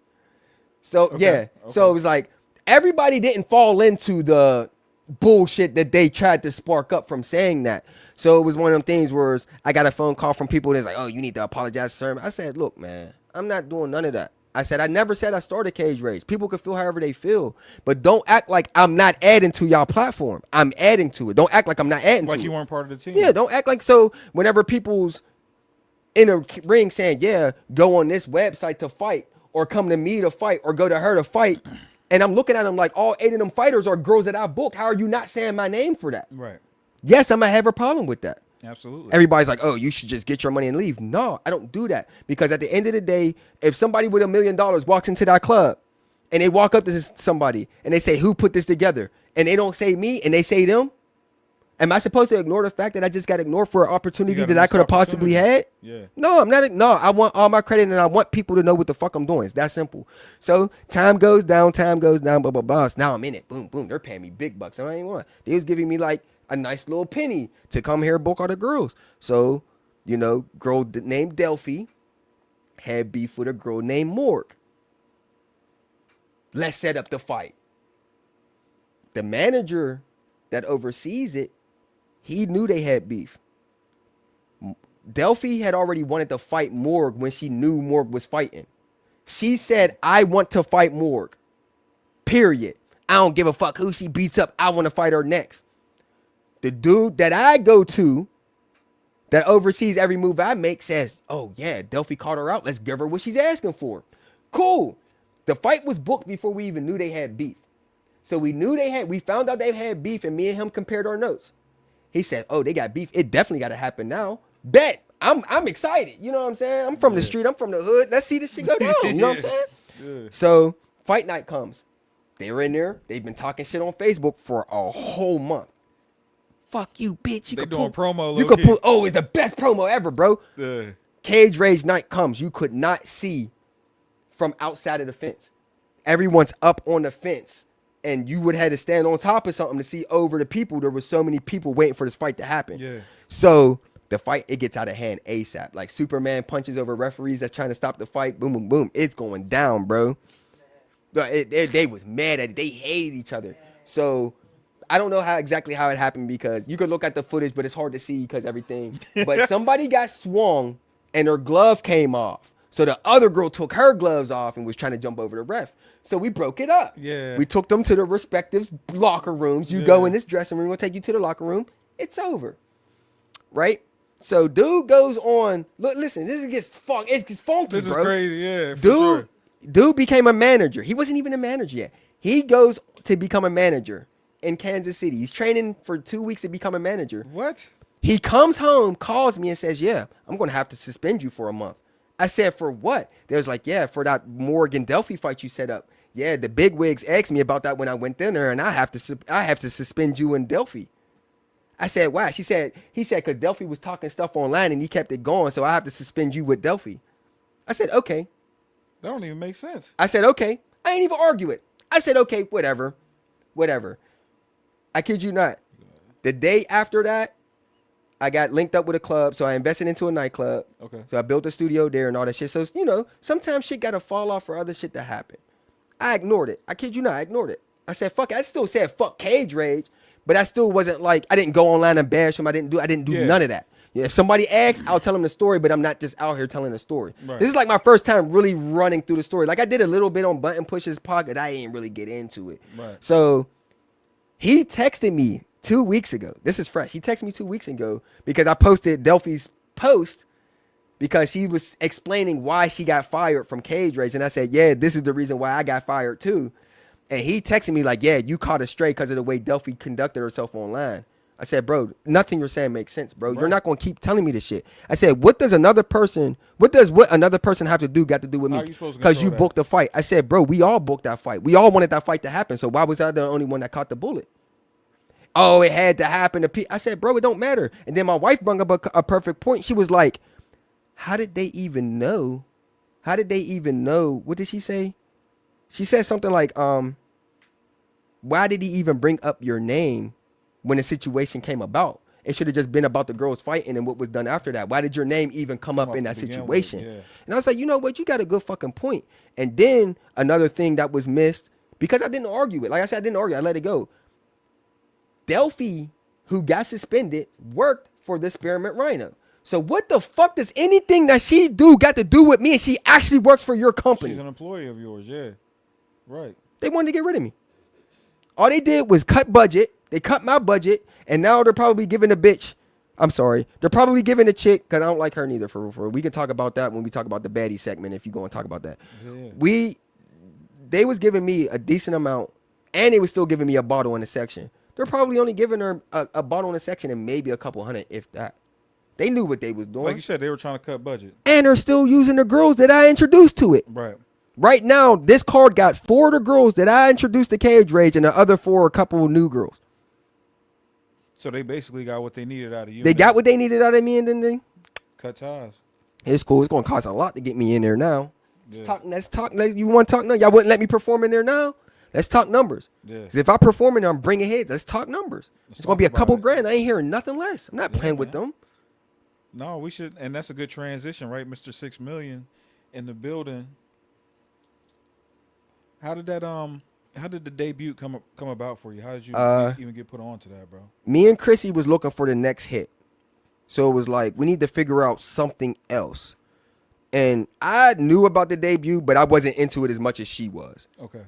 She was like, she just started hitting up everybody. She hit up the debut. She hit up On the Radar. She hit up Off the Porch. She hit them all up. The debut hit her back. There's like, it's going to be this much. Come down. Boom. Do the song. We want half now. We want half the day before. Me and Chrissy was loaded at that time. We came across a couple contracts. We're loaded. Fuck it. Chrissy was like, all right, I'm gonna send my bread over. And I was like, you know what? Let's see if they got 2 slots. So Chrissy was like, boom, I'm gonna send them the money for you too. Fuck it, boom. So we hopped on her, and I guess history was made because I think right now it's at 6.4 million views on Facebook. And that's the highest Facebook video on their whole platform. I got the most views on any video on their whole Facebook platform. What do you think? So there's a couple things about this, right? So when you went there, you had a persona, you had something in mind. Yeah. And you talked about that. You talked about that earlier. You talked about the package, Yeah. the way it's delivered, how people see you is important. Did you have that in mind? Were you very intentional in that? When Absolutely. You Absolutely. One thing I do, and if y'all didn't notice, I talk very proper. Like I don't talk like from any other place. I like my vocab is very clear and is very proper. So, you know, I want to lean into that. I'm a nerd. I'm a nerd by nature. I'm a nerd. Yeah. Period. Just the fact that I put everything together myself, and I'm that's some nerd shit. You know, I read, study, do my research, and then I execute. Yeah. So I have a nerdy persona. I have glasses that I don't wear, but they are prescribed. Yeah. You know what I'm saying? Got my hair braided like this. Shout out to Kyla, Brat Tats, she's out there too. So I was like, I'm gonna wear suspenders, which I already started doing. But I would wear them hanging. Like I would wear them hanging. Yeah, yeah. So I was like, I'm gonna wear a lame shirt and I'm gonna put the suspenders on. And when I walk out there, I'm gonna pop my suspenders. And he said, hey, I said, hey, brother. Yeah. He's like, don't come out. He said it. He said, don't come out here with that. And it's like I had a whole plan. Like he fucked up my plan for real, because I was going out there with super geeky. I was going to be because I do it at the drive-thrus. It's hilarious. So I was went out there like that. And he's like, oh, nah, you're out here. I know what you're about to be on, blah, blah, blah. I'm like, bro, what are you talking about, bro? Just like, I'm in my head, like, just chill, bro. Like, just let me do this. He wasn't with it at first. But it still worked out. It worked out perfectly. And it was just like, I kid you not, Chrissy shit dropped. And I'm watching her numbers go up. I'm like, oh, yeah, this is boom, boom, boom. I'm getting nervous. Because, Chrissy's Chrissy. Yeah. You know what I'm saying? So my shit dropped, bro. And I kid you not, I'm watching the numbers go up. And I'm put my phone down, pick my phone back up, and it's up another 100,000. And I put my phone down, I said, oh, shit. So I start getting nervous. I kid you not, bro. I start getting nervous. I was shaking. I called my mom. I said, Mom, my video's going up and it won't stop. You know what I'm saying? Like it just keeps going up. And my Instagram followers, like, I kid you not, I'll show you my Instagram right now. Did it go crazy? I'll show you my Instagram right now, bro. It's still going crazy, huh? It's still going crazy, bro. Oh, I'm not going to show you my Instagram right now. Oh, that's right. The service. You ain't... Oh, boom. On my Instagram. I'm going to lean over. Follow back. Yeah. Follow back. That's all you see down my whole Instagram tab. Follow back. All the way down my Instagram joint. And it hasn't stopped since it dropped, bro. Yeah. Now I'm getting nervous. I'm like, boom, boom. So I go to sleep and I wake up. Keep in mind, I was only following the Instagram followers. I didn't even know there was a video on Facebook. Yeah. Trig Luch, shout out to Trig Luch. He tagged me that morning and said, okay, shout out to my man Tsunami Fly, 1.8 million. I said, 1.8 million? Yeah. What the fuck is he talking about? So I look on Instagram and I'm like, Instagram's only at 300 and something thousand. And I'm looking at YouTube and YouTube's only at 50,000. I'm like, what is he talking about? Where's this and then I clicked on a video that Chrissy shared and I seen it. I said, oh shit, it says 2.7 now. Because I didn't find it until that evening. It was up to 2.7 million. That's crazy. So I'm like, shit. So it got to the in between the morning and the evening, it jumped up almost another million. Yeah. So I'm like, shit. So I'm like, man, this might be real. This might be that time. You know what I'm saying? So got to the point that literally the next morning I woke up 3.3. By the time night came, it's at 3.9. I wake up, it's at 4.2. Then by the evening, it's at 4.7. What are you feeling like as you're watching these numbers climb like that, bro? It got crazy. It got crazy because it got to the point that now I'm getting recognized in public. Yeah. Now it's to the point that I'm going out and they're like, "Oh, yo, you're that rapping dude," or "I seen your video this morning." Or was you ready for this? No, I wasn't at all. I'm on Xbox Live. This is what we work for, though, right? Absolutely. This is what our whole career is geared towards. Is these moments, bro, right? I'm on Xbox Live. Are you ready? No. I'm on Xbox Live, bro. We're online talking about it. Me and my man's talking about it. We're like, yo, yeah, blah, blah, blah. So the one dude that was in our lobby, because we play with randoms. It'd be me and him, and then we jump in with a bunch of randoms. So dude was like, oh, do y'all make music or something? I'm like, yeah. You know what I'm saying? I'm like, yeah. I said, Google Tsunami Fly. He's like, oh, I seen this video 3 days ago. I said, oh, yep, that's it. It's a wrap. That's a wrap. Went out Rhode Island, bro. We're in the club. I said, yo, Diggy, look at that shit. This shit's at 5.3 now. He says, yeah, my boy's popping, blah, blah. He said, I seen that video a couple of days ago. I'm like, we're in Rhode Island. I'm like, yep, it's real. It's like, that shit's real, bro. Damn, bro. Now, like I said, this is what we work towards. I got goosebumps hearing you talk about it because I could feel your excitement and energy from it. Luck. Yeah, Luck and preparation, but yeah. preparation and luck because who knew that someone from Pittsburgh, and I'm gonna put a exclamation point on this one. Who would have known? Who would have known that someone from Pittsburgh would go to an Atlanta-based platform and do the #1 video on their Facebook? Right. It's at 1.4 million on Instagram. That's still dumb numbers. Hell yeah. Who would have known someone from Pittsburgh was going to do that? And your help blowing up the platform as well. Yep. Next month, I took 5 people down there with me. Yeah. Someone signed on because they seen I was on it. Yeah. Yeah. Let's So before we move to, because I definitely want to get to the second visit there, but before we go there, man, like, so you're seeing this happen. Like I said, we work towards these type of goals and accomplishments. Did you feel validated in that moment? Like, all of my hard work is paying off. Did you feel like, was it a moment of relief, or was it, damn, I need to do more? Like, now I need to capitalize. Now I need to do more. Off of this. Both, because that moment told me that everything I've been doing was the right shit to do. Even if I, for a second, questioned my music, questioned anything, for some reason, 6 million people felt like they needed to watch my video. On Facebook, on Instagram, my video has a 1.5 years worth of watch time. A 1.5 years of watch time. Yeah. Incredible. Yeah. So it's like, now I know I'm on the right path. I know what I'm doing is right, and no one can steer me away from that. Is it translating for like your other numbers as well? Like your streaming numbers? Are you seeing Yes. YouTube subscribers went up. YouTube views went up. Every post I post on Instagram does 2,000 or better. Facebook, everything I post on Facebook does 2,000 or better as far as views and shit. It's easy now. Yeah. Now the revenue's coming in. Now I can now my shit's monetized, and now I can post something on Facebook, and now I can get checks from Facebook and shit. So it's like everything's starting to work out as far as that's concerned. Very validated. Yes, motherfuckers is like, oh yeah, Troy, you're the GOAT, Troy this, Troy that. I'm the same Troy I was before I went on that show. Thanks for the recognition. But I've never changed. I've never been different. Since I've been hot, I've been hot. Yeah. You know what I'm saying? It took the debut for everybody else to realize I was hot, but there's a lot of people that already knew who I was before the debut dropped. Yeah, for sure. No, and you always exuded confidence.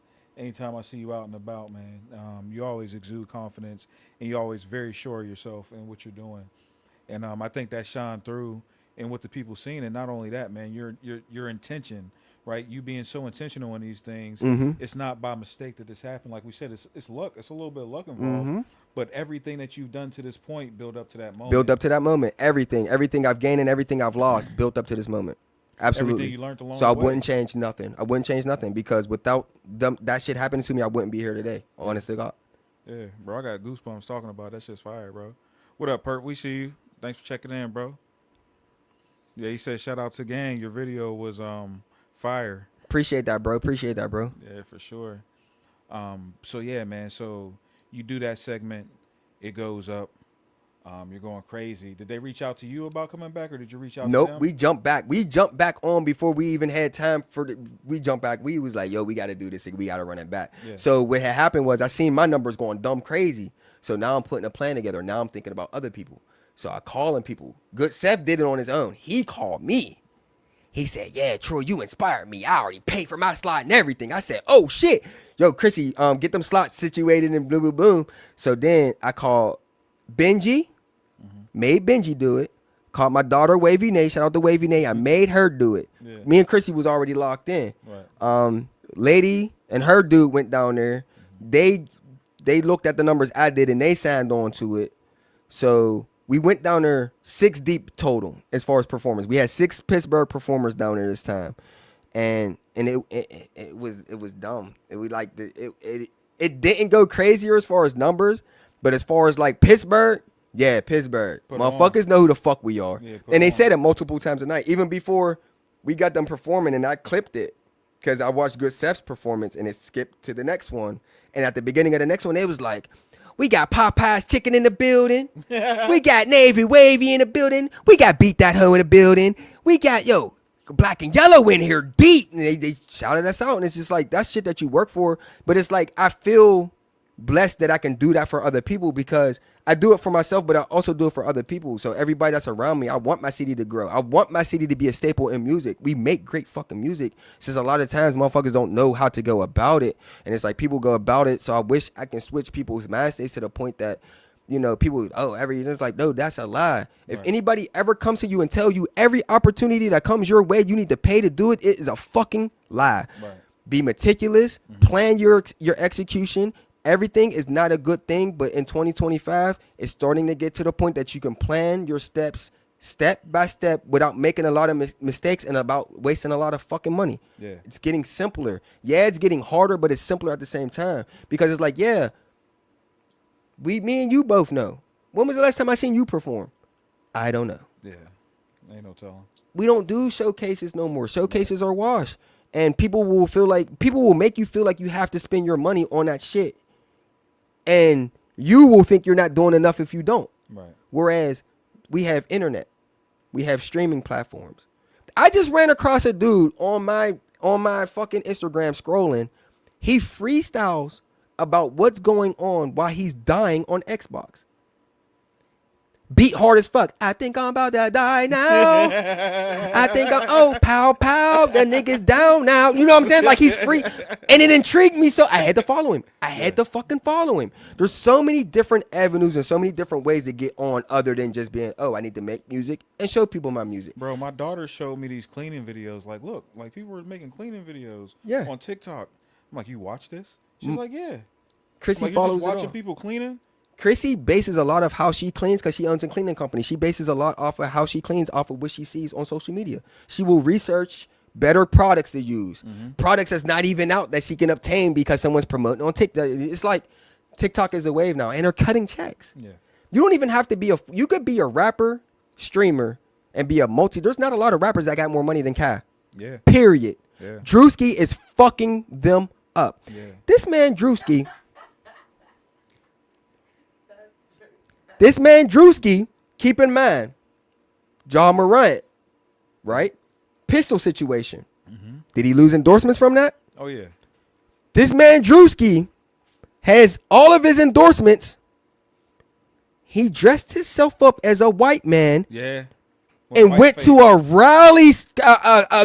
NASCAR dip, yeah. And didn't lose none of his endorsements. Yeah. The streaming world is real. It's real. These motherfuckers is doing Castanet can say nigga as many times as he wants to on his stream and he will not lose his fucking endorsements. Yeah. Incredible what these guys are doing. So crazy. Before you think you need to be a rapper, maybe you need to start putting other things with other things that might work for you because just rapping ain't gonna do it. Right. Just rapping ain't gonna do it. Yeah, I'm getting booked more. Yeah, I'm doing, but there's still more I have to do on top of the debut. The debu's cool. Motherfuckers know I can rap. I went viral. A lot of people know who I am, but there's still a lot of work I have to do. Right. So that and that goes right back into what we said originally. You got the luck.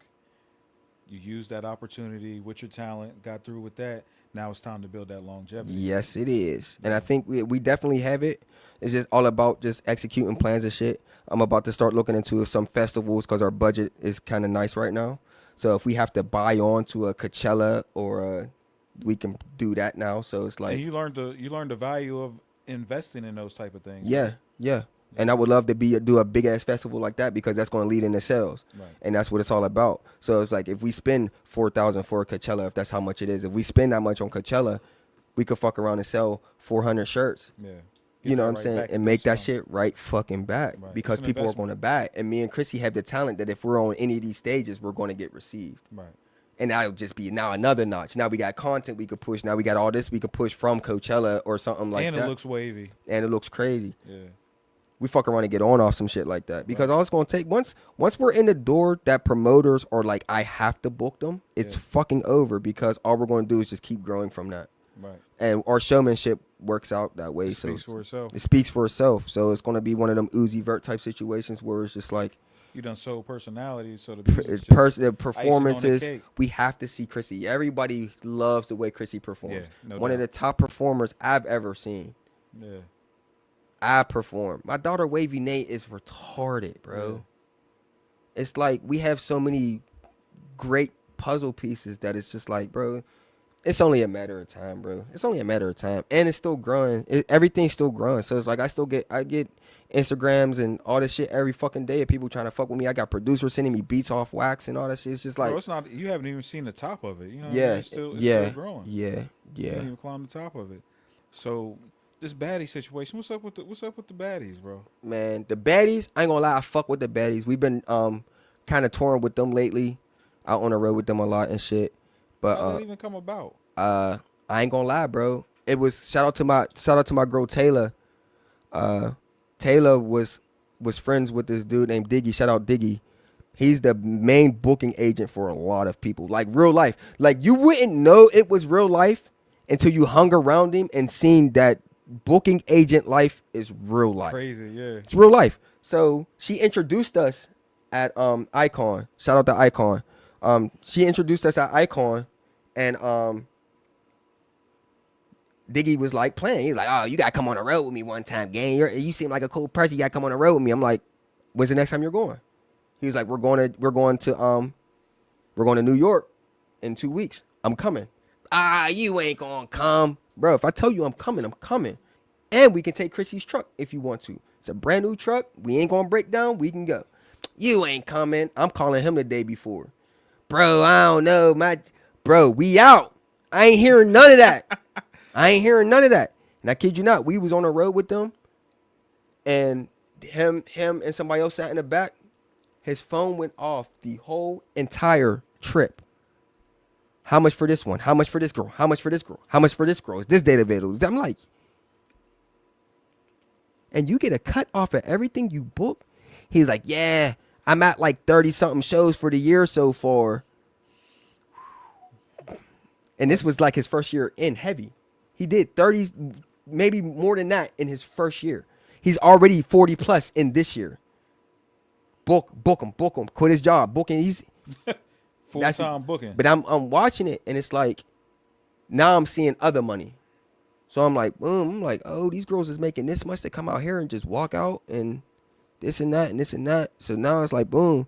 So me and Diggy cool and shit. So now every time he go out, we going. We out. Now Chrissy's performing. Now we go to Rhode Island. They know who she is out there. DJs know who she is. We just did it. We went to Rhode Island in February. She performed for Tasiki. We just went out there last weekend again. And the DJ, I'm like, yeah, that's her. He's like, yeah, I remember her. You ain't got to worry. She cool. Blah, blah, blah. She hosted that night, everything. Now she's getting invited. Now she's a fixture. Now she's starting to become part of the plan. Yeah. So it's like, man, baddies is nice. But it's like, man, I had a situation with them. It's like long story short, it's like me and this girl, she don't fuck with me, and I know she don't fuck with me, and I don't give a fuck. No, bro, because I be having to say it like that. Like, I really don't give a fuck. Long story short, right? My man was fucking Rolly. I'm going to say it just like that. Y'all know who Rolly is. Rolly Poly Snacks and Meals. He's fucking Rolly. He's fucking Rolly. So we're in Connecticut, right? We're at 321. Shout out to Where's Jerry. That's one of my favorite venues to go to. Yeah. Where's Jerry? Boom. You know, as soon as the baddies walk out, confetti. That's what it is. Confetti. Hate it. We was so, we went outside. My man is like, yo, Rolly's about to pull up. Walk out there with me. Cool. So we go outside, we grab Rolly. There was a little situation at the door. So we was like, fuck it. He was like, we just gonna wait in the truck until the rest of the baddies pull up. Cause we were still waiting on Dolly and Big Lex to pull up. So we're sitting in the truck chilling. And the girl, if y'all know, the girl was supposed to have an event earlier this year. Early this year. It was supposed to be Rolly. You know me, I'm a people person. I love everybody. Until you do something to me and piss me off, I love you. Yeah, you're rocking with him. I'm in the car. I'm like, yo, Rolly, you ready for Pittsburgh? You ready to turn up in Pittsburgh trying to hype up her event? Ready to turn up? She said, Pittsburgh? I said, yeah. Ain't you coming to Pittsburgh this day? She said, you want to know the crazy part about that? I've never seen that flyer before. I said, oh, shit. She called her booking agent in the car right then and there. Called her booking agent. She said, yeah. So this phone that's going on, this event that's going on in Pittsburgh, what's going on with that? He was like, they didn't send a deposit. I said, oh, shit. I didn't mean to open up that can of worms, but I'm a people person. I held it to myself. I'm not going to say nothing. That's my business. That's their business. Whoop-de-doo. You know what I'm saying? Yeah. New Year's Eve comes. He's still fucking her. So she flies in from Vegas to hang with him. Yeah. He's like, bro, she wants to go out, but I don't want her in these clubs for free. Let's see if we can get her somewhere. Right. Bet. Now I'm in, boom. So I call Icon. He said too short a notice. I call Spearmint Rhino. They don't like booking baddies because they're too black. So I called Controversy. Chris was like, oh, yeah, fuck it. Let's do it. Booked them last minute. Did the event. Blah, blah, blah. I'm like, cool. Event, boom, wall to wall. We promoted this event for 23 hours. Wall to wall in Controversy. That's crazy. I'm stoked. Yeah. I'm in there like, oh, I'm not like I drink. I'm in there like, oh, shit, we turned up in this bitch. Boom, New Year's, blah, blah, blah. So next morning, I posted a video, wall to wall. Boom, 2025 starting off crazy. Somebody hops on her and says, all these laughing emojis. And what are you laughing for? Doesn't say nothing. So, I picked up a girl to take the cage rage. Just hanging. Nobody special. I mean, I didn't mean to say that. You're special in your own right, but it's nobody that we're fucking or anything like that. Right, That's what I right, meant by that. Right. So, she's like, oh, yeah, I heard about you. Yeah, such and such said that you blocked their event from happening because you did yours first. I said, huh? She said, yeah, she's telling people that the reason why her event didn't happen is because of you. I said, what? And this event that happened was just spontaneous. It's nothing you. It was spontaneous as fuck. And what's the rules in promotion? If the deposit isn't paid, the event was never happening. Yeah. I knew that information and I kept it to myself. Yeah. I went on about my business. Your event flopped because your event flopped. But you're not going to tell people that you wasn't prepared to pay for this event.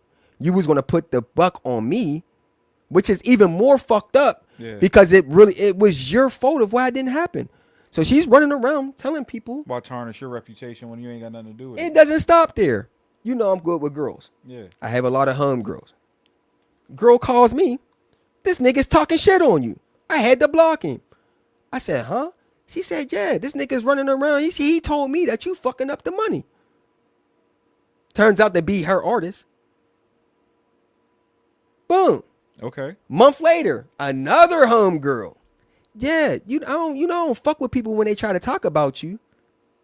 The same exact story. Same person. So this nigga's telling bitches that I fucked up the money. Pillow talking.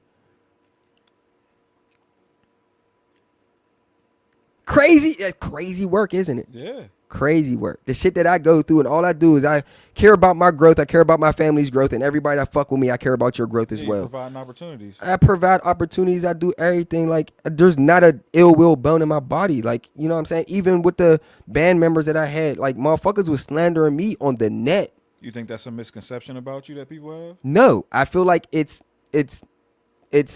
being scared and hate. Yeah. A lot of people are scared of things that they can't control. And they're also scared of things that they feel like they can't compete with. It's an insecurity. And a lot of people will try to tear you down because of what you do and what you're able to do without other people's help. And sometimes confidence scares people. Everything, all of that. And the way I move, everything, I move in confidence and I do everything on my own. I might seek help, but I turn that help into something that I can use on my own. Right. So it's like motherfuckers hate when you don't need them. Motherfuckers hate that it's like, boom. It's to the point that the girl she was acting like a fucking bitch. She was. I called her. I thought it was a good opportunity because I'm a businessman. At the end of the day, I am a businessman. Yeah. If I want to help you, but I also want something to benefit me as well. Light work. Make it mutually beneficial. Yeah. Business. So I said, yeah, I might want to know this girl. If she's throwing a Jocelyn's Cabaret situation, I want to know her. So I said, hey, look, I'll help you sell tickets. I don't even want to cut. I just want to see your event goes well to try to build a relationship with her. I'll help you sell tickets, blah, blah, blah. So I said, yeah, can I make a flyer for me and my wife so that people think we're a part of the event? Because it's going to be hard to sell tickets to people that don't give a fuck about Jocelyn's Cabaret. Right. If they feel like we're involved in the event, which we will be there, we'll be there turned up and You'll shit. Get your supporters. You'll get the people that follow me to come. Right. Let's get grind mode involved. Yeah. Oh, everybody ain't going to be getting clout off my events. Everybody ain't going to get clout off. All right, bet. Babe, bet. I told grandma what she said. She said, give her tickets back. I said I was already going to. Gave her tickets back. I don't want to, we're going to go our separate ways type shit. So she figures out who Chrissy is. Chrissy's hard as fuck. Why ain't you tell me you wanted to perform? I said, because you wanted $500 to perform and we wasn't paying that, and I was respecting your price by not even asking you for a cheaper price. Not even negotiating. You should have still asked. Why? You was charging $500. I didn't want to pay that, and I wanted to respect the price that you put out there. Right. That's simple. That's good business. Boom. So boom. I'm already like, I'm not going. You know me. Fuck it. She want to be a bitch. I'm not going. Blah, blah, blah. So this motherfucker Josh hits me up. Like, bro, we going to Jocelyn. You got to go. I said, fuck.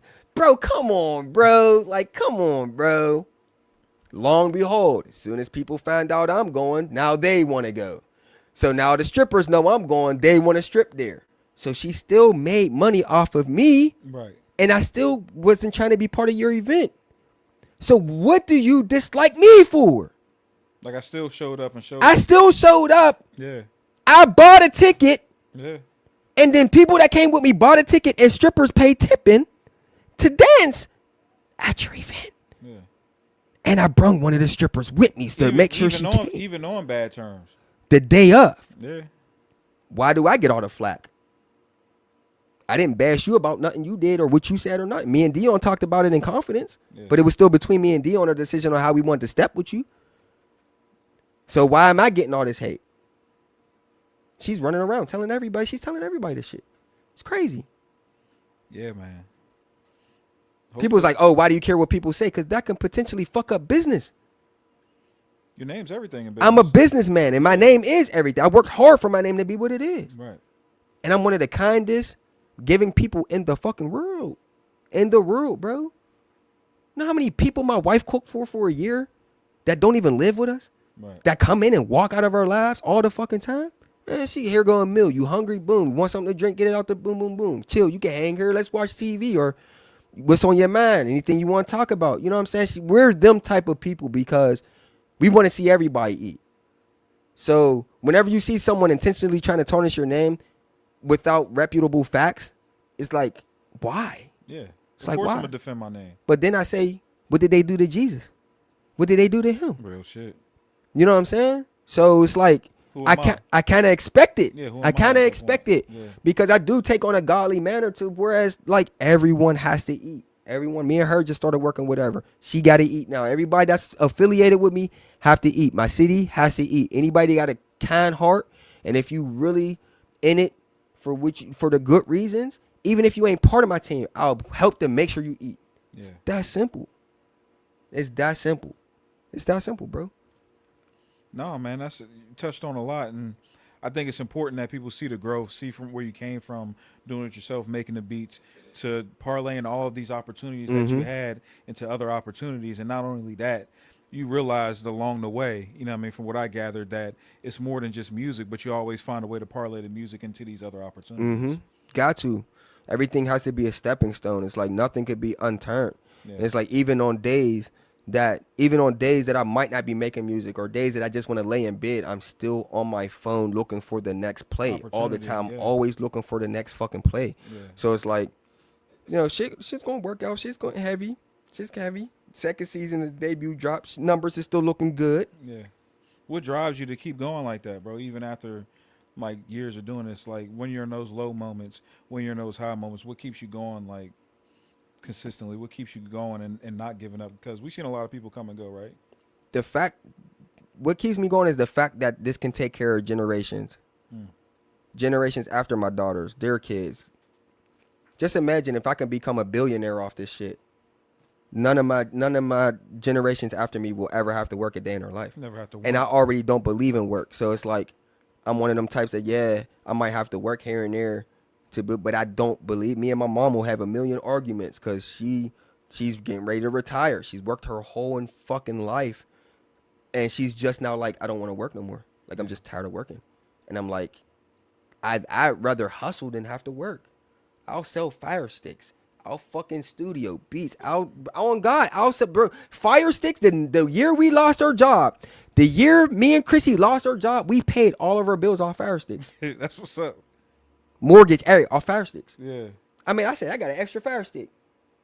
This already got cable on it and shit. Who wants it for $80? My sold in 10 minutes. Yeah. Fire Stick going. I said $80 in 10 minutes. Oh shit! Went straight to Best Buy, bought all the Fire Sticks. Preloaded it with cable, with the streaming site, so you can watch all the cable, all the porn. You get porn, everything on there.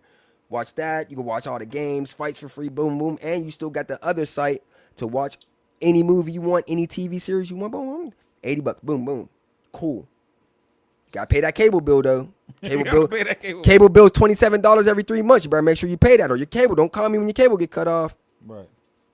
Bro, I'm a hustler, bro. I don't give a fuck. Yeah, and the hustle in the true sense of the word, right? It ain't got to be no drugs. No, it ain't got to be no drugs. I'll make it. I'll make sure, man.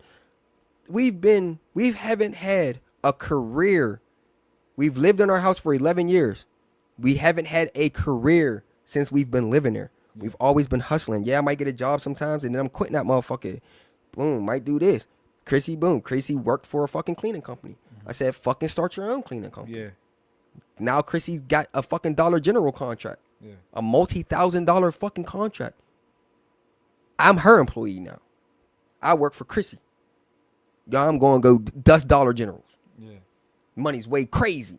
Now we got a crazy budget off of something that we said, let's just start this shit. And you were able to invest that into Let's not work for that. You start your own shit. Yeah. Facts. Yeah. Facts. We took that money. Boom. Here. Oh, how much? All right. We want to invest into the club. We want to invest. Here. Take this. All right. You could build a studio up there. Boom, boom, boom. It's nice to be able to do shit like that. For sure. And we work maybe like, not to brag, but we work Monday. Then we work the Monday after that. And we haven't worked since October like the 5th. Yeah. So that's going to be 3 times this month that we're working. And we have enough money to do all of this shit. And with that, you're able to, let's go to New York. Let's go to New York. No, let's go do whatever we want. They call her and say, what day can you go clean these stores? Boop, boop, boop, and make her own schedule. Yeah. You're not playing with people, man. Yeah. Make that shit yourself. Anything you want to do, you can do that shit, man. It's like, fuck. I don't believe in jobs, man. It's just bullshit. Having to work, be at a place a certain time, wake up. You can't leave. You got to take a break at a certain time. You can't you can't have tattoos on your hand. You can't have nothing on your face. Take your piercings out. You can't talk to them. You can't fuck them because you work with them. And man, fuck all that shit. Fuck all that shit. Yeah. I met Chrissy through music. Our career. You're not going to tell me I can't fuck Chrissy. Fucking shit on Chrissy. Not playing no game. No, real shit though, and that's been a thing for you, right? Doing it yourself, not waiting for anybody else, not doing it on nobody else's terms. I believe in independence, and everybody can do it. Whether you're doing hair, nails, all that, whatever. A hustle's hustle, and there's a billion people out here that might need what you're giving. Yeah, what you can serve them. It's what it is. When something's slow, jump into something else. Somebody needs some fucking shirts pressed. I can press your fucking shirt. Yeah. I can fix your fucking car. I can do that. I taught myself how to do so many things, so there's no reason why I should be broke. Right. And I own assets. So if I ever get in trouble, I can just sell a car. Yeah, exactly. Got cars just sitting in front of my house for no fucking reason. I can't drive all of my cars. Right. I sell one of them. Yeah. Sell a swimming pool. I sell a chair. I don't give a fuck. Sell a fire stick. Shit. Sell a fire stick. Yeah, hell yeah. No, Facebook started hating on my fire sticks. What you mean? You can't post pictures of the fire sticks no more. They shadow banned your shit. They said that's copyright. They gave me a strike because of it. Goddamn. I had to go and take it off my Instagram. They gave me a strike. You had to figure out a slicker way to do it. I just gave it up. Oh, for real? I was already on to my next venture because I started my own assembly company business. Okay. So I was doing that. Then I got tired of that, and I went and worked with Chrissy. Yeah. Facts. He was mad when I quit, too. Shout out to Dan, because Dan gave me a lot of money. Shout out. I'm sorry I had to quit, bro. Shout out to Dan, for sure. I'm sorry, bro. I had to leave, bro. I was making dumb money. Shout out to you, bro. I was making the same amount of money I am with Chrissy. It was just I had to put more hours into it. Right. But I had all my own stores. I can hire who the fuck I wanted to and tell them where to go and make money off of them if I wanted to. It's like, it was lit, man. It was a decent situation. Yeah, it ran its course. It was driving too much. I was tired of driving. Got to drive to Chippewa. Drive to Chippewa. Then you got to drive to Altoona. Then you got to drive here. And you got to do it once a week. So all these stores you got to go to once. I'm not driving to Altoona no more. Get that store to somebody else. I'm not driving to Altoona no more. Yeah. I understand. Yeah. Not driving to Johnstown no more now, too. Take that off my list, too. Is there any way you can go out Johnstown? I don't think I'm going to make it this week. Hey, we might not be doing that one. It's a little hot outside, and I ain't get my AC fixed, bud. I don't think I'm going to make it out there. Hell yeah. No, man. So what can we expect coming up for you? Like, what can we know part 2 of the debuts up, right? Yup, just dropped. So they're holding on to Benji's. I feel like Benji's might get us this time. I ain't gonna lie. Benji, You think it's gonna go crazy? I think Benji's is gonna go crazy. Chrissy's going crazy right now. Yeah. Wavy Nay is going crazy. Shout out to my daughter. Yeah. Mine is going crazy. Not like the first one, but it's still like on Facebook right now. I'm at 200,000. Yeah, which is crazy. That's still like crazy. Yeah, you know what I'm saying? So it's like we still doing the numbers. We still doing the numbers and shit, but it's still You're gonna be comparing it to that one for. It's a phenomenon. We're just gonna call it that. 6 million is a phenomenon on our platform. For sure. Because even the dude that hosted it, he's at 5.4. I passed him up. Right. On the show, he made a joke because when I performed last time, I met a dude named Rockstar Blade. Shout out to him. I'm gonna get the video done soon, I promise you. I met up with him and they pulled me outside. They wanted to talk to me off my performance. So me and him ended up doing a song, and he needed a studio to go to in Atlanta, so I was trying to look for one for him.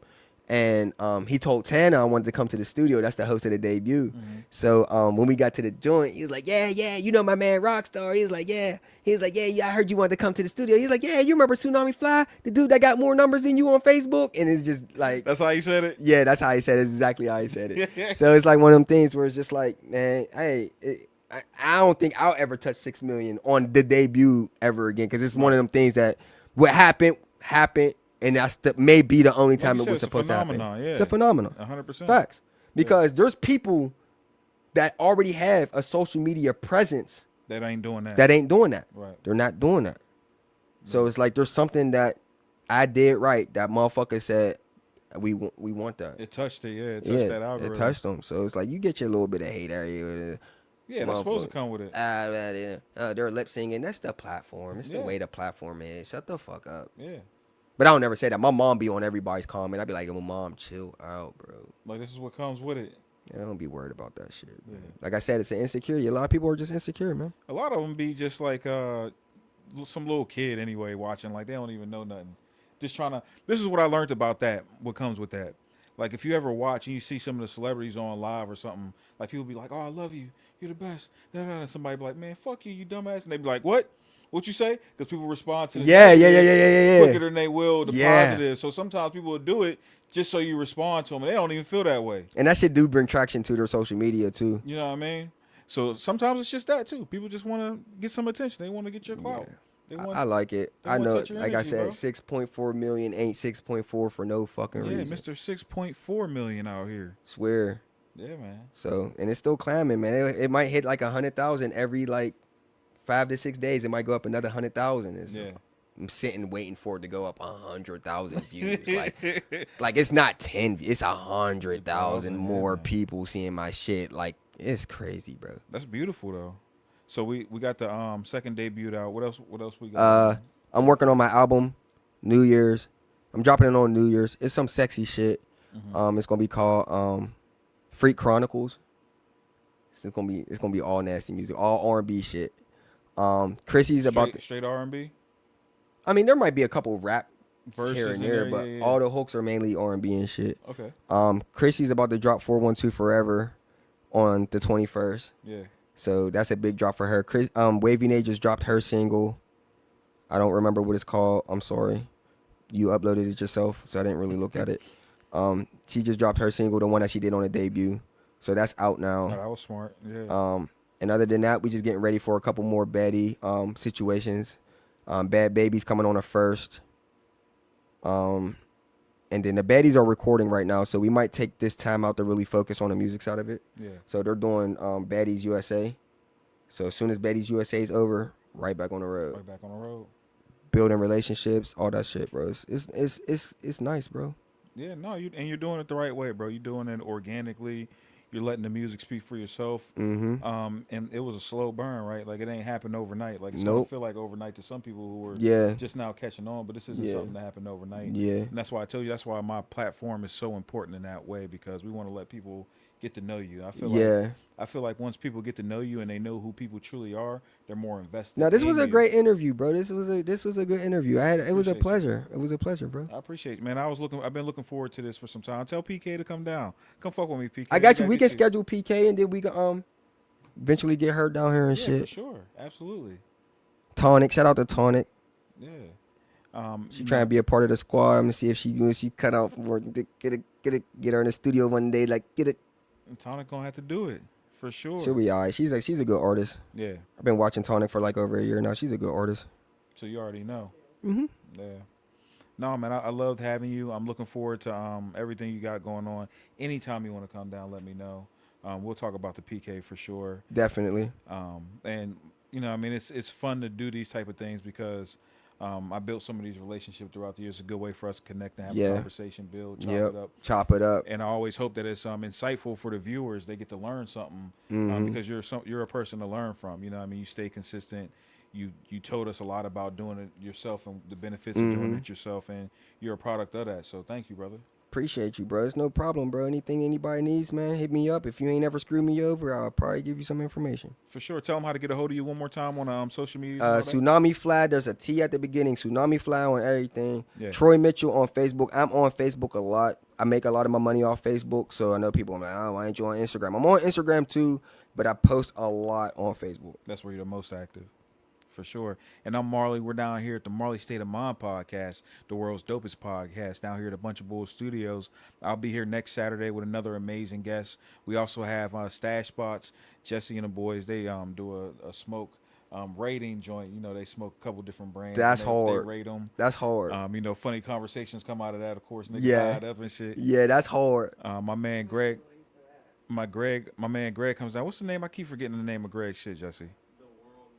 The World We Know. He just changed the name of it. That's the only reason I keep forgetting. Used to be something different, but it's The World We Know. Huh? Yeah, he throwing me off with that one. But I'll be here next Saturday. Make sure y'all here next Saturday on the Marley State of Mind podcast. Until then, we out of here.